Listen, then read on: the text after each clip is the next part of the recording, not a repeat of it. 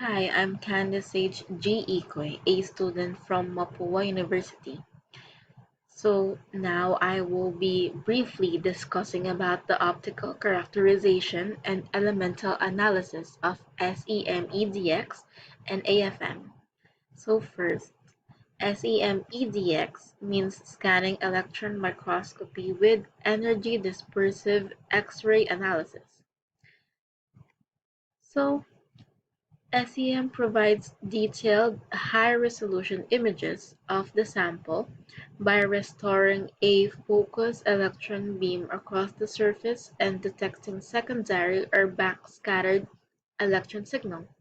And with using EDX, researchers can quickly generate information about the chemical composition of a sample, including what elements are present as well as their distribution and concentration.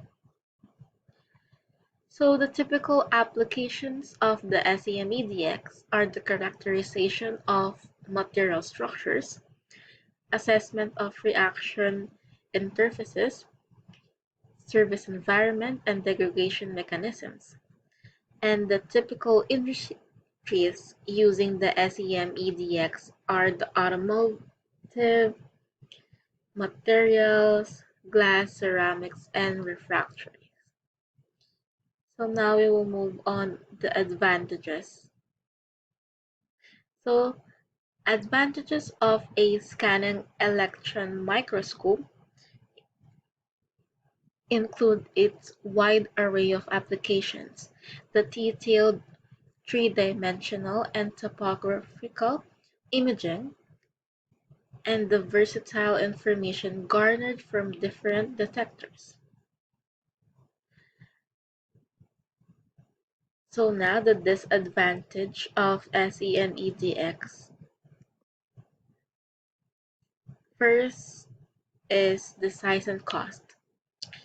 SEMs are expensive, large, and must be housed in an area free of any possible electric, magnetic, or vibration interference.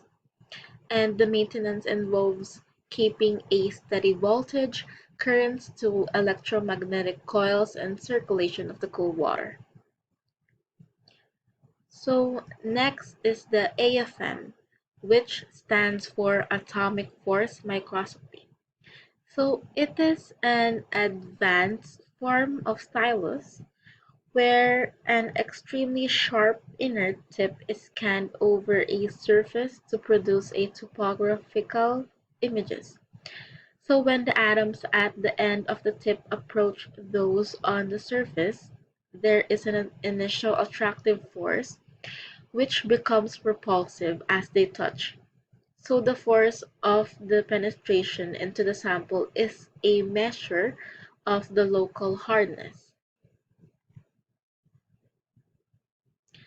So the typical applications of AFM are surface roughness measurements, nanotechnology, material defects, and the typical industries using the AFM are healthcare, medical devices, and the semiconductors. So now we will move on to the advantages and disadvantages of AFM. So the atomic force microscope is a powerful tool that is invaluable if you want to measure incredibly small samples with a great degree of accuracy.